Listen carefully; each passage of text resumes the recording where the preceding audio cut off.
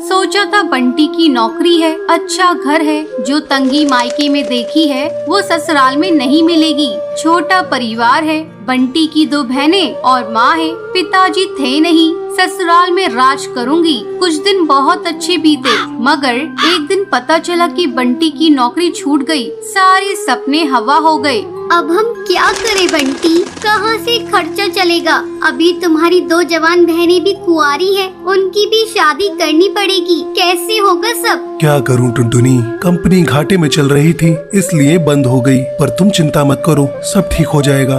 2 साल बीत गए मगर बंटी को कहीं काम नहीं मिला। जो जमा पूंजी थी उससे एक बहन की शादी कर दी। कुछ दिनों बाद टुनटुनी को एक बेटी हुई। टुनटुनी की चिंता और ज्यादा बढ़ने लगी। बंटी, अब हमारी बेटी हो गई है, अपनी इच्छाएं तो मैं मार भी लूं, पर बच्चे की जरूरतें वो तो पूरी करनी ही पड़ेगी ना।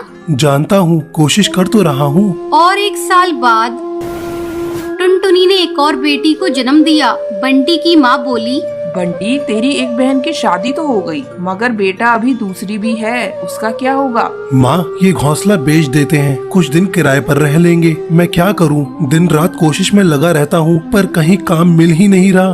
बंटी, बहनों के लिए आप मकान बेच रहे हो, हमारी भी 2 बेटियां हो गई है, उनके लिए क्या बेचोगे? टुनटुनी, मैं पढ़ा लिखा हूँ, तुम क्या सोचती हो कि मैं अब ठेला लगाऊंगा? ये मुझसे नहीं होगा। टुनटुनी रोने लगी और बोली,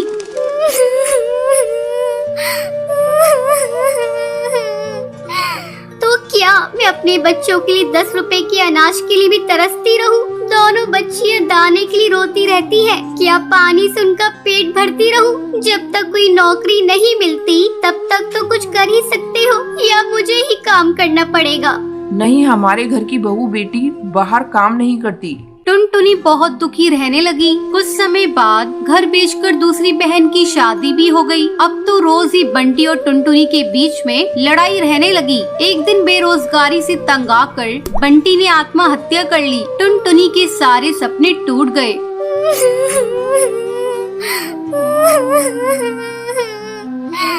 मैं बिल्कुल अकेली हो गई हूँ। अब जिम्मेदारी टुनटुनी के सर पर थी। बूढ़ी सास, अपनी 2 बेटियां और घोंसले का किराया। कुछ आसपास के पक्षी गरीब समझकर बच्चियों को पुराने कपड़े और खाना देकर मदद कर दिया करते थे। टुनटुनी अपनी सास से बोली, माँ, 2 महीने गुजर गए, जो घर का पैसा बचा था वो सब खर्च हो गया। अब मुझे ही कोई काम करना पड़ेगा। जिस गरीबी में हमारे दिन कट रहे हैं, मैं नहीं चाहती कि मेरी बच्चियां भी गरीबी में दिन गुजारे। मगर तू करेगी क्या बहू? अपना कुछ काम करने के लिए पैसे भी तो चाहिए। कोई बात नहीं माँ, कोई तो मदद कर ही देगा। टुनटुनी ने सब रिश्तेदारों से मदद मांगी, पर किसी ने कोई मदद नहीं की। सब ये सोचते थे कि ये इतनी गरीब है, कहाँ से चुकाएगी। मायके से भी किसी तरह की कोई मदद नहीं मिली। टुनटुनी निराश हो गई और दुखी होकर रोने लगी।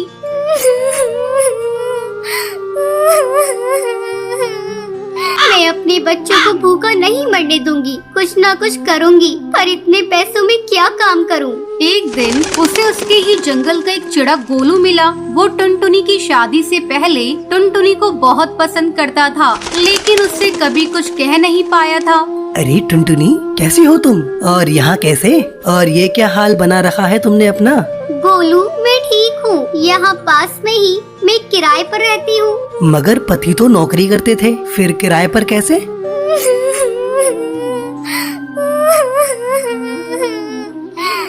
मेरे पति नहीं है, नौकरी छूट गई, घर बिक गया, बहुत गरीबी में दिन गुजार रही हूँ, कोई काम भी नहीं कर पा रही हूँ। मेरे पास केवल 1000 रुपए हैं, उसमें मुझे घर का खर्चा भी चलाना है और किराया भी देना है। मेरी सास बुजुर्ग है और मेरी 2 बेटियां भी है, कोई सहारा नहीं है, सबने साथ छोड़ दिया। कैसे कर पाऊंगी इतने कम पैसों में कोई काम? इतनी चिंता मत करो टुनटुनी, तुम चलो मेरे साथ। गोलू उसे चूड़ियों की थोक रेट वाली दुकान पर ले गया। ये मेरी ही दुकान है टुनटुनी।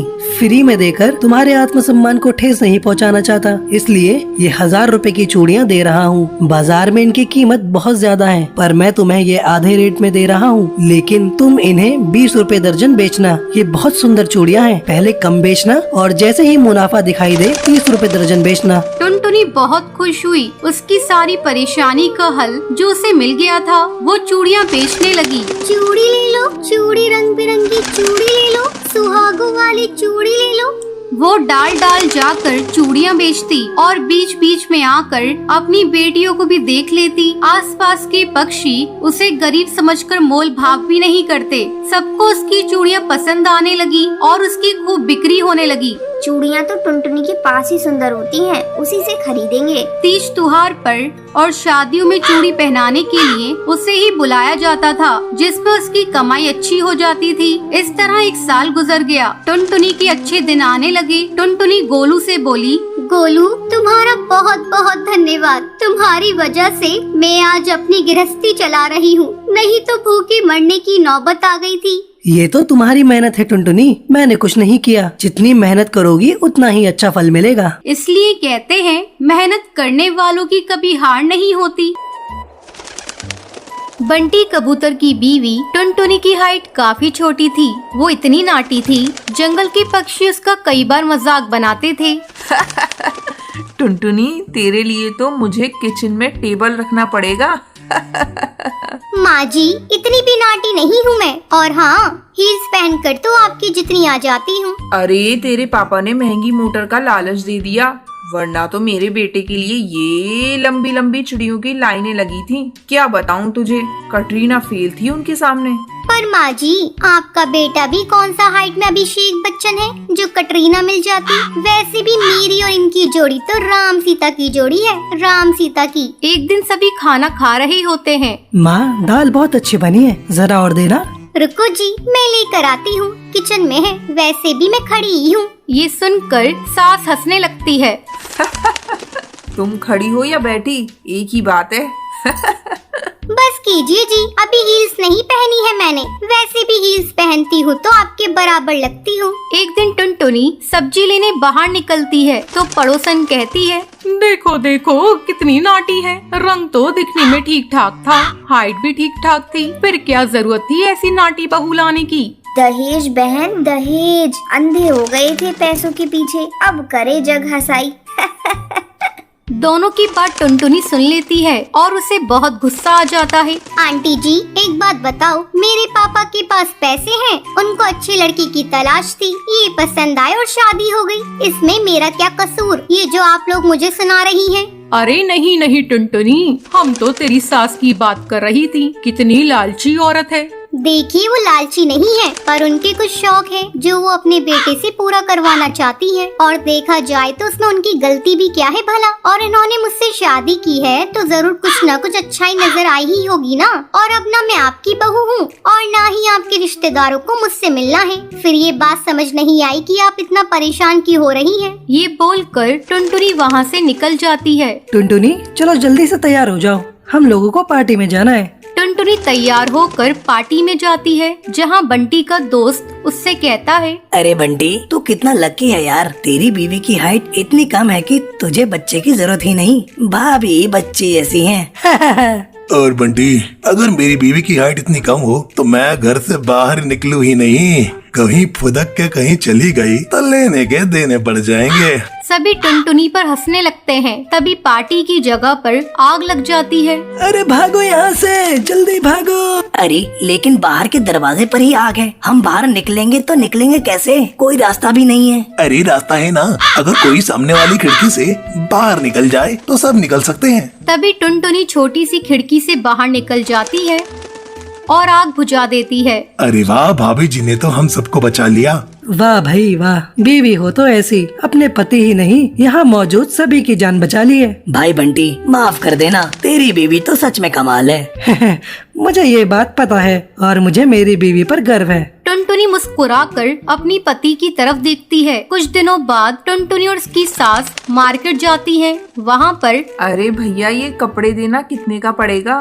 माता जी, ये तो बहुत महंगा कपड़ा है, लेकिन अब बस 2 मीटर बचा है। मेरे तो किसी काम का है नहीं, आप बस इसके 100 रुपए दे दो। अरे भैया, तो मैं क्या करूँगी इस टुकड़े का? लेकिन वैसे है बड़ा ही सुंदर। तभी टुनटुनी बोल पड़ती है, इसमें तो मेरी पूरी ड्रेस सिल जाएगी। ये कहकर वो कपड़ा ले लेती है। अगले दिन टुनटुनी वो ड्रेस पहनकर सास के सामने आती है। अरे वाह टुनटुनी, ये ड्रेस तो काफी सुंदर लग रही है, बड़ी महंगी होगी ना? अरे कपड़ा तो मैंने ही पसंद किया था, बस पूरा नहीं था तो इसने ले लिया। सिर्फ 200 रुपए की ड्रेस है ये पूरी। देखो माँ जी, नाटी होने के भी कम फायदे नहीं है। जैसे तैसे दिन कट रहे थे। सास और पड़ोसियों का मजाक बनाने का सिलसिला चल ही रहा था। एक दिन मोहल्ले से बहुत जोर जोर से आवाज आती है, हाय रे मैं मर गई। अरे क्या हुआ? देखते हैं तो सभी गड्ढे के सामने भीड़ लगाकर खड़े होते हैं। मेरा बेटा इस गड्ढे में गिर गया। पड़ोसन जोर जोर से रोने लगती है। तभी वहाँ टुनटुनी आ जाती है। रोइए मत, मैं प्रिंस को लेकर आती हूँ। ये बोलकर नाटी सी पतली सी टुनटुनी चिड़िया गड्ढे में घुसकर बच्चे को बाहर ले आती है। तब क्या था, एक बार फिर टुनटुनी के लिए पूरा मोहल्ला तालियां बजाता है। मुझे माफ कर दो टुनटुनी, मैंने तुम्हारी हाइट का कितना मजाक बनाया था। कोई बात नहीं मासी, प्रिंस ठीक है, ये बहुत है। अब वो दिन आता है जब सास टुनटुनी की तारीफ करती है। वाह बहू वाह, तेरी तारीफें सुन सुनकर तो मैं बहुत खुश हो गई। आज तो तूने ये साबित कर दिया, समाज में परिंदे रंग रूप लंबाई ऊंचाई से नहीं बल्कि साहस और हौसले से काबिल कहलाता है। मुझे माफ कर देना बेटी।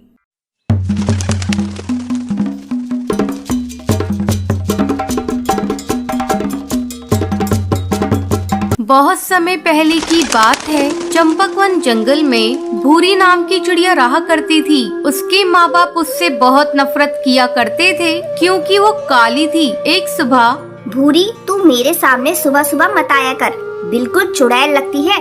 कम वक्त पूरा दिन मेरा खराब कर देती है। माँ, मुझे जोरों की भूख लगी है, इसलिए मैं किचन में आई हूँ। चल भाग यहाँ से अपने घोंसले में। जिस खाने पर तेरी नजर जाएगी वो सब राख हो जाएगा। जब सभी लोग खा लेंगे तब मैं तुझे बुला लूंगी। माँ तो मुझे इतना डांटती रहती हो और पिंकी को तो बहुत प्यार करती हो। खबरदार, जो तूने पिंकी से अपनी बराबरी की तो उसका रंग देख, गुलाब जैसा गुलाबी है और तू तो बिल्कुल कोयले जैसी काली है। तुझे देखते ही मुझे उल्टियाँ आने लगती हैं।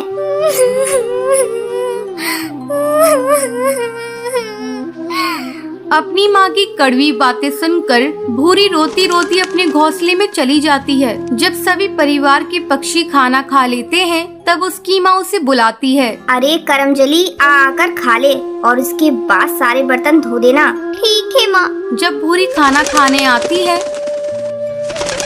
ये क्या माँ, ये तो सूखी रोटी है, इसके साथ तो सब्जी भी नहीं है।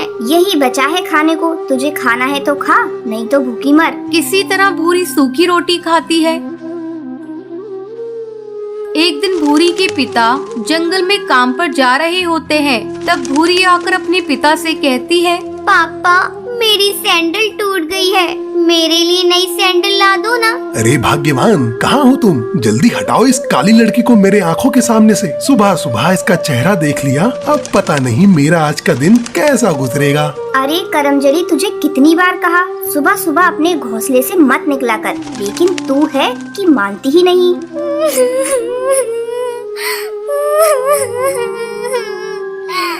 मैं इतनी बुरी हूँ तो मैं ये घर छोड़कर चली जा रही हूँ। हाँ हाँ, चली जा, तेरे चले जाने से यहाँ किसी को फर्क नहीं पड़ेगा। कम से कम तुझसे पीछा तो छूट जाएगा। माँ, मैं भी तुम्हारी बेटी हूँ, तुम इस तरह मेरे साथ क्यों बर्ताव कर रही हो?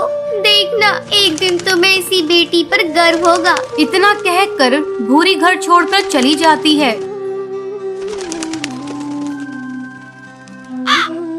भूरी भटकती भटकती पास के एक जंगल में पहुंचती है। धूप के कारण उसके नंगे पैर में छाले पड़ जाते हैं।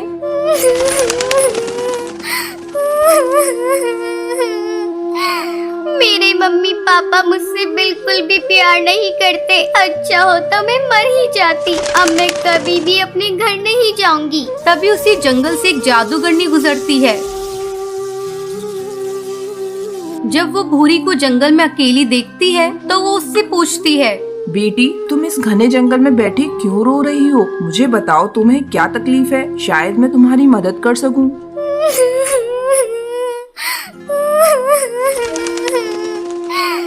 जादूगरनी, ये देखो मेरे पैरों में छाले पड़ गए हैं। मेरे मम्मी पापा मुझसे बिल्कुल भी प्यार नहीं करते, इसलिए मैं अपना घर छोड़कर यहाँ आई हूँ। ये सब मेरे काले रंग से नफरत करते हैं। बेटी, तुम चिंता मत करो, मैं तुम्हें एक जादुई सैंडल देती हूँ, जिसे पहनते ही तुम बहुत ही खूबसूरत हो जाओगी। फिर वो जादूगरनी भूरी को एक सैंडल देती है। बेटी, ये सैंडल इसे पहन लो और अपने घर वापस चली जाओ। जैसे ही भूरी सैंडल को पहनती है वो खूबसूरत हो जाती है।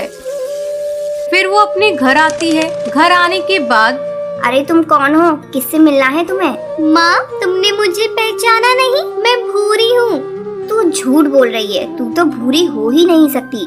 भूरी तो बहुत काली है। माँ, ये देखो मेरी जादुई सैंडल मुझे एक जादूगरनी ने दी है। इसे पहनकर मैं सुंदर हो गई। फिर भूरी खुशी खुशी रहने लगती है।